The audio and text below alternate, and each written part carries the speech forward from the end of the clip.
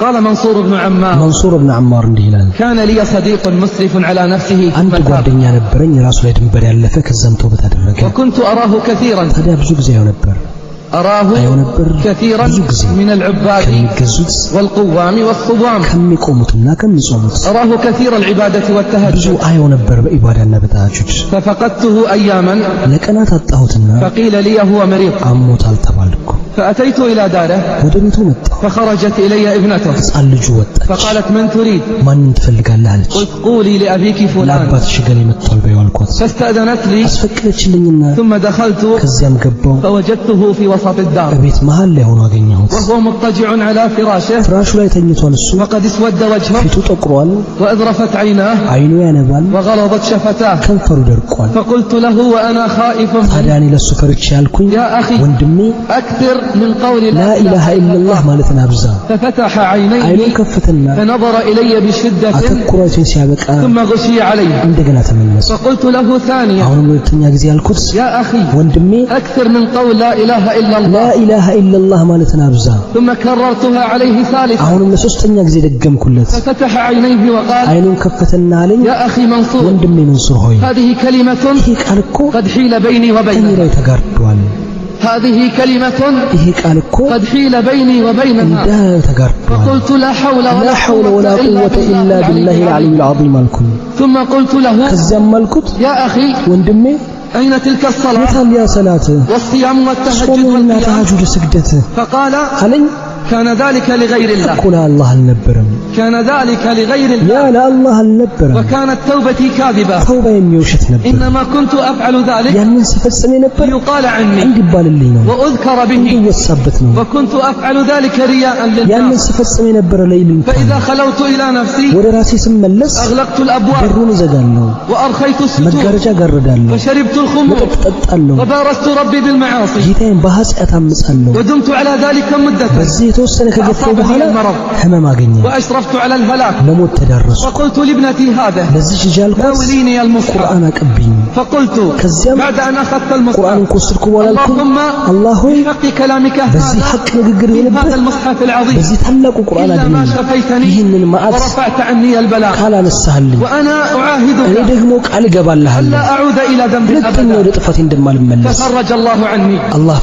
ففرج الله عني فلما شفيت عدت إلى ما كنت عليه من اللهو واللذات وأنساني الشيطان العهد الذي بيني وبين فبقيت على ذلك مدة فمرضت مرة ثانية أشرفت حينها على الهلاك والموت فأمرت أهلي فأخرجوني إلى وسط الدار كعادة ثم دعوت بالمصحف فقرأت فيه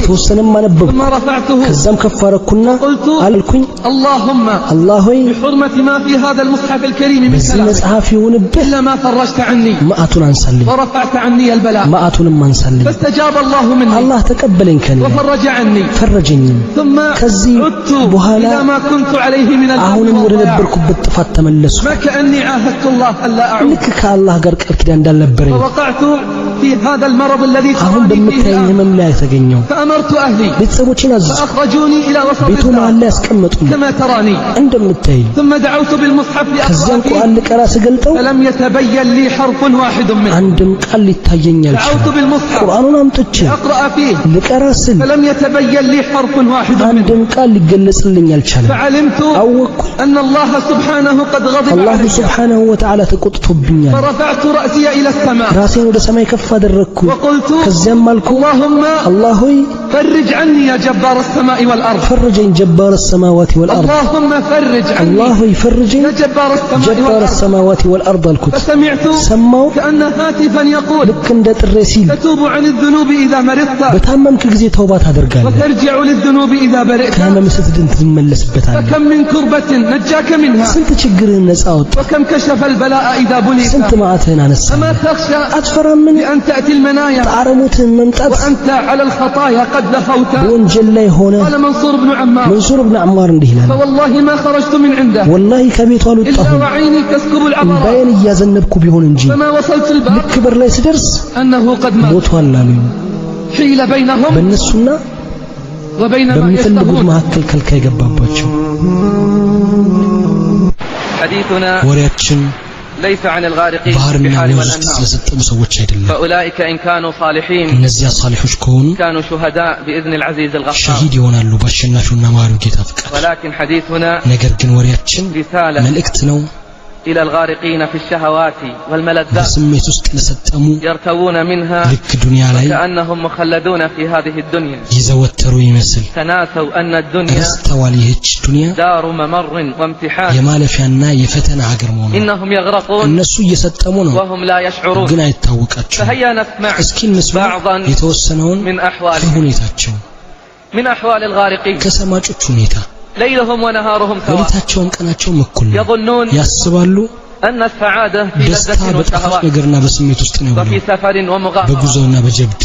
استحوذ عليهم الشيطان ሸይጣን በእነሱ ላይ ተሾመባቸው فأنساهم ذكر الله አላህንም ከማስታወስ አስረሳቸው يستيقظ الواحد منهم قبل الفجر ከነሱ ውስጥ አንዱ ይነቃል ከሱቢ በፊት ለአውሮፕላን ቀጠሮ وسفر وسياحة ለጉዞና ለጉብኝት ولا يستطيع أن يستيقظ ለፈጅር لصلاة ሰላት ግን መንቃት አይችልም مع أن التخلف عن صلاة الفجر من ከፈጅር ሰላት علامات መቅረት ከሙናፊቆች ምልክት ከመሆኑ ጋር تراهم في الملاعب ጨዋታ ቦታዎች ውስጥ ታያቸዋለህ يجوبونها طولا وعرضا በቁመቱም በጎኑም ሲያቆራርጡት خلف الكرة ከኳሱ ኋላ ሆነው ولا يقون على أداء الصلاة ሰላትን ለመፈጸም ግን አይበረቱም ولا تراهم في صفوف المصلين በሰጋጆች ሰፍ ውስጥም አታያቸው رغم أن المسجد መስጂዱ لا يبعد عنهم سوى ከተወሰኑ እርምጃዎች የማይርቅ ሆኖ ሳለ من أحوال الغارقين ከሰማጮች ሁኔታ ውስጥ أوقاتهم ጊዜያቸው لهو ولعب ዛዛታና ጨዋታ ነው غناء وطرب ሙዚቃና ጭፈራ ነው لا يعرفون معروفا መልካም ولا ነገርን ينكرون አያዙም መጥፎ منكرا ነገርን ማያወግዙም يعرفون أسماء المغنيين የሴትና والمغنيات የወንድ ዘፋኝ ስሞችን ያውቃሉ والساقطين የወንድና والساقطات የሴት ወራዶችንም بل ኧረ እንደውም ويعرفون ميولهم ዝንባሌያቸውን ورغباتهم وأفكارهم ፍላጎታቸውንና ዜናቸውንም بل ያውቃሉ ربما يعرفون أسماء زوجاتهم وأبنائهم የሚስቶቻቸውና የልጆቻቸው ስሞች ሊያውቁ ይችላሉ ولا يعرفون سيرة محمد صلى الله عليه وسلم የሙሐመድ ሰለላሁ ዐለይሂ ወሰለም ታሪክ ግን አያውቁም وسيرة أصحابه የሰሃቦቻቸውን وسيرة ታሪክ أمهات المؤمنين የሙእሚኖች ታሪክ رضي الله عنهم ረዲየላሁ أجمعين ዐንሁም አጅመዒን يقرؤون الصحف والمجلات ጋዜጣዎችና መጽሔቶችን ያነባሉ وينفقون في سبيلها በእነሱ عشرات መንገድ ላይ ማሰር ያወጣሉ እንደውም በመቶዎች ያወጣሉ ولا يقرؤون القرآن ولا ቁርአን ግን حتى አያነቡም لحظة ለተወሰኑ ጊዜያት እንኳን تراهم عند الإشارات አደባባይ ላይ ታያቸዋለህ قد رفعوا أصواتهم የመኪና كبيرات ማይክ السيارات ድምጽ ከፍ አድርገው على موسيقى وألحان በሙዚቃና በዘፈን وهي مزامير الشيطان እሱም የሸይጣን መዝሙሮች ናቸው تهتز أجسادهم ሰውነታቸው ይንቀጠቀጣሉ طربا ونشوة በጭፈራና لذلك በመንሳት ለነሱ ولا يهتز ልባቸው ግን لهم አይንቀጠቀጥም عند سماع القرآن ቁርአን በሚሰሙበት ጊዜ قال الله للشيطان አላህም ለሸይጣን አለው واستفزز من استطعت منهم ከነሱ بصوتك የቻልከውን ሁሉ በድምጽ አታል وأجلب عليهم بخيلك በእነሱ ላይ በፈረሰኞችም በእግረኞችም ሆነ ነፍስ وشاركهم في الأموال والأولاد وعدهم በገንዘቦቻቸው ልጆቻቸውም ላይ ተጋራቸው ቃልም وما ግባላቸው يعدهم الشيطان إلا ሸይጣንም غرورا ማታለያን ቃል እንጂ ሌላ من አይገባም أحوال الغارقين ከሰማጮች ሁኔታ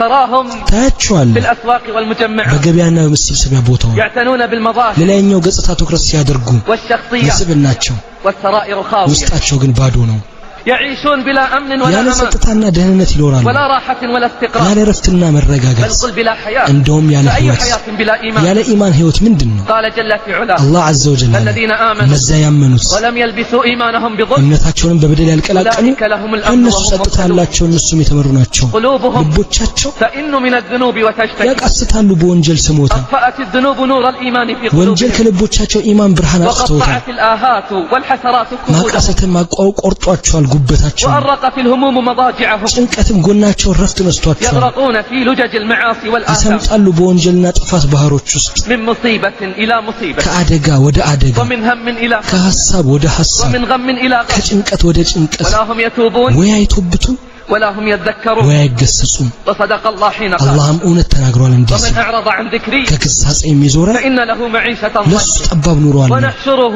يوم القيامة أعمى በቂያማ ቀንም እውር ሆኖ قال እንቀሰቅሷለን رب لما حشرتني أعمى ጌታዬ ሆይ ለምን እውር አድርገህ አነሳኸኝ እኔ በእርግጥ የማይሆኝ ሳለኝ هو مع ضلاله وعصيانه وتمرده يحاجز እሱ ከጥሜቱና ከአመፁ ከትዕቢቱ ጋር ይከራከራል قال رب لما حشرتني أعمى ጌታዬ ሆይ ለምን እውር አድርገህ ቀሰቀስከኝ وقد كنت بصيرا በእርግጥ የማይ የነበርኩ ሲሆን ይላል قال كذلك أتتك آياتنا فنسيت እንደዚህ ሆኖ ታምራችን መጣለ ጊዜ ተውካት وكذلك اليوم تنسى እንደዚሁም ዛሬ አንተ ትተዋለህ وكذلك نجزي من أسرف ولم يؤمن بآياتنا እንደዚሁም ድንበር ያለፈና በዚህ ጌታው አንቀጾች ያላመነ ሰው ولعذاب الآخرة أشد እንቀጣለን የአኺራ ቅጣት በጣም ብርቱ ሁሉ ጊዜም ዘውታሪ ነው إنهم يغرقون እነሱ እየሰመጡ ነው ومع هذا እንዲህም ሆኖ لا يفكرون بالتوبة والندم ተውበትና መጸጸትን አያስቡ اللهم إلا خطرات تمر على قلوبهم አላህ ሆይ በልባቸው የሚያልፍ ሁሉ የሚል ሲቀር تناديهم إلى ركوب السفينة والانضمام إلى ተራቸዋለች ወደ መርከቡ እንዲሳፈሩ ወደ ተውበተኞች ክፍለት يسمعون المواعظ ولا يتعظون ምክሮችን ይሰማሉ አይመከሩም يدفنون الموتى ولا يعتبرون ሙታኖችን ይቀብራሉ አያስተውሉም يرون الحق ولا يتبعون ሐቅን ያያሉ አይከተሉም ይጠራሉ ولا يستجيبون መልስ አይሰጡም نقول لهم ما قال ለነሱ አላህ ያለው እንላቸዋለን ወገኖቻችን ሆይ أجيبوا داعي الله وآمنوا به የአላህን ጥሪ ተቀበሉ በሱም እመኑ ኃጢአቶችን ይምርላችኋል ከሳዩን ቅጣት ይመርላችኋል ومن لا يجب داعي الله የአላህን ጥሪ የማይቀበል ሰው فليس بمعجز في الأرض በምድር ውስጥ የሚያመልጥ وليس አይደለም له من دونه ከእርሱም أولياء ሌላ ረዳቶች የሉትም أولئك في ضلال እነዚህም በግልጽ ስህተት ውስጥ ናቸው يا قومنا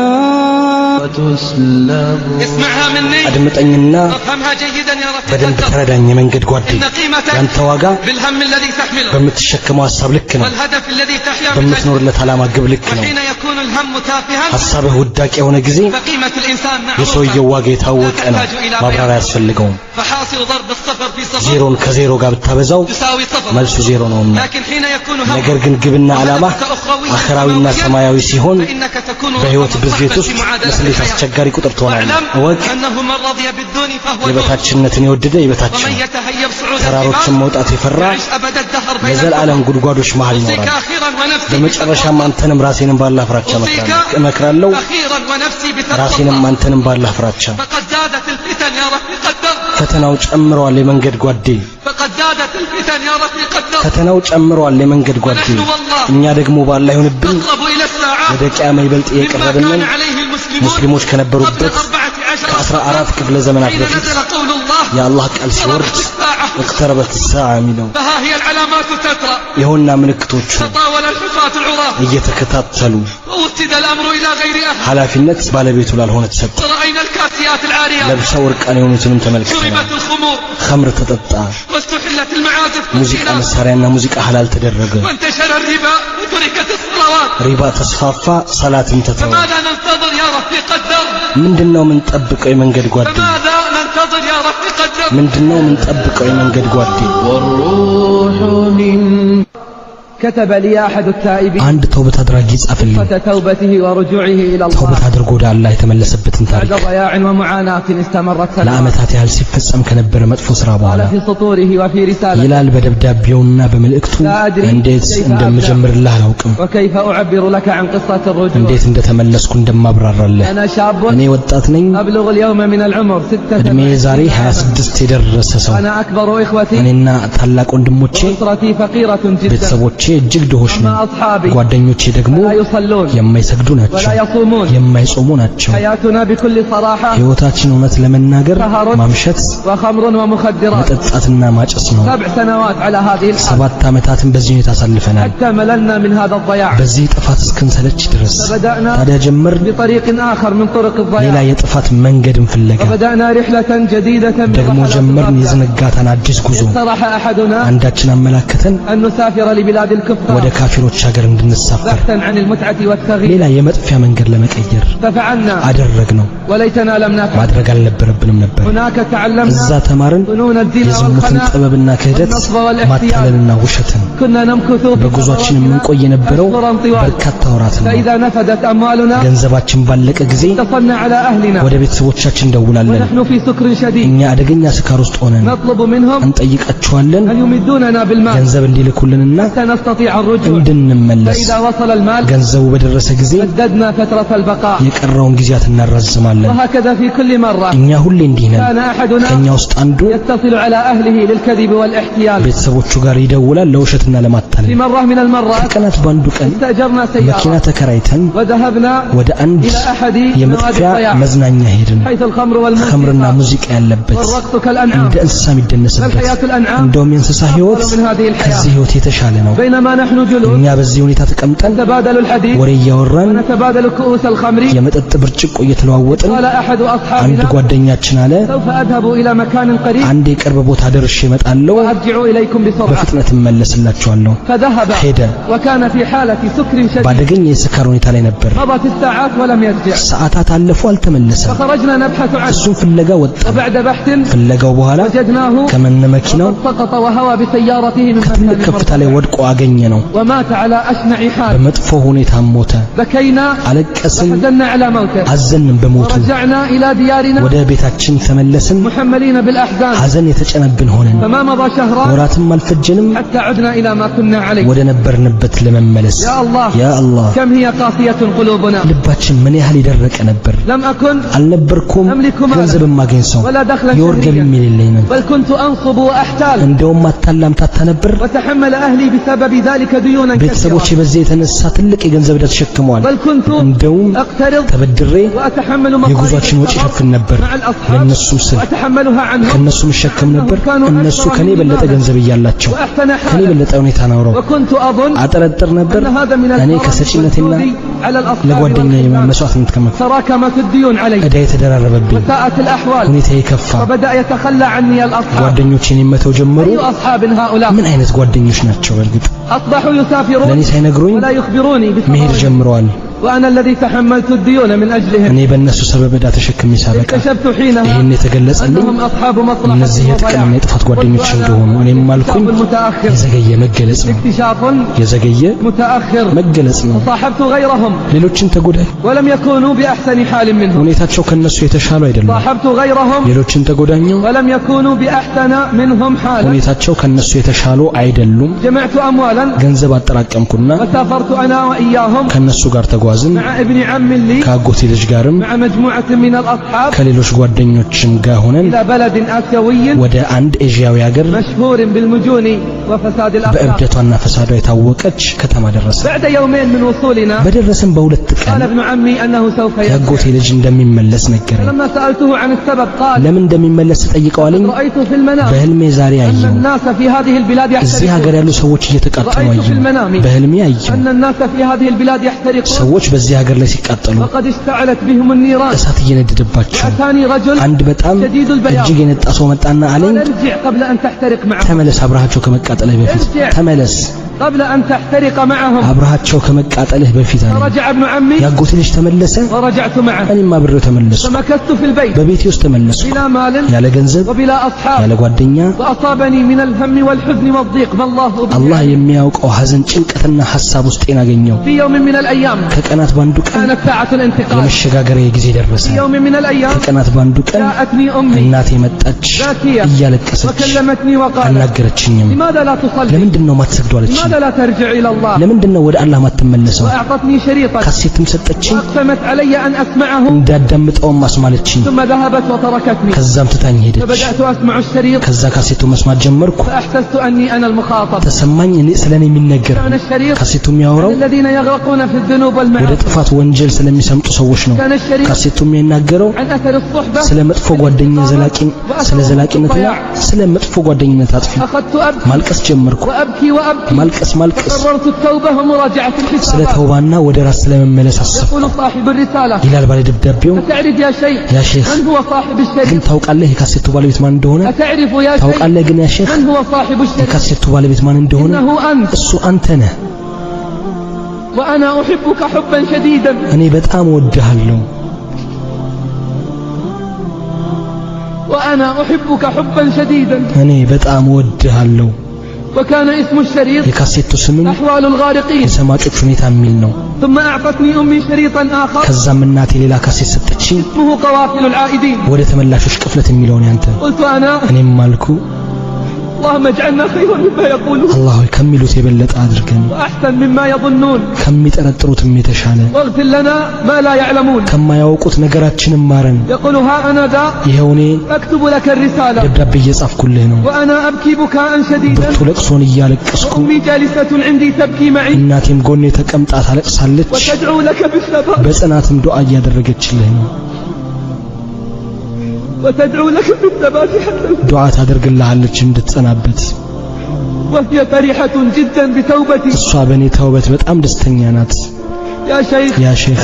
إن قصتي أكبر وأعظم من هذا በእርግጥ ይሄ ታሪኬ ከዚህ የበዛ ነበር ولكني ذكرتها لك ነገር ግን باختصار ባጭሩ ነው ላንተ ያስቀመጥኩልህ أما من أخباري الجديدة እና አሁን ከአዲሱ ሁኔታዬ منذ أن بدأت الحياة الجديدة አዲስ ህይወት ከጀመርኩ በኋላ حياة التوبة والاستقامة የተውበትና የእስቲቃማ ህይወት فأنا أنتقل من خير إلى خير እኔ ከኸይር ወደ ኸይር እየተሸጋገርኩ ومن ነው نور إلى نور ከብርሃን ወደ ብርሃን لقد حصلت على وظيفة ስራም አግኝቻለሁ وأنا الذي كنت عاطلا እኔ لسنوات ለዓመታት ተስተጓጉዬ ነበርኩ ሰው وأزيدك خبرا من الأخبار ከነገሬ ላይ አንድ ነገር ልጨምርልህ تفرح لي عندما أخبرك به ደስተልኛል ይሄን ስነግርህ فزيادة على وظيفتي ከስራዬ በተጨማሪ أنا الآن مؤذن እኔ في አሁን بيت من ሙአዚን بيوت الله. ሆኛለሁ ከአላህ ቤት ውስጥ ባንዱ ቤት أنا الآن እኔ አሁን مؤذن في بيت ሙአዚን من بيوت ሆኛለሁ الله. ከአላህ ቤት ውስጥ ባንዱ ቤት أصلح بالأذان በአዛን እላለሁ وأردد في اليوم በቀናት مرات ውስጥ ومرات ደጋግማለሁ الله أكبر አላሁ አክበርንና ولا إله إلا الله ላ ኢላሃ ኢላላህ فادعوا لي بالثبات በጽናት ዱዓ አድርግልኝ وإني والله እኔ ወላሂ لا أدعو لأصحاب الماضي بالهداية ለቀድሞ والصلاح. ጓደኞቼ ዱዓ አድርጋለሁ وأتمنى እመኛለሁ أن يعتبر ከታሪኬ ይማሩ ዘንድ የህሊና ባለቤቶች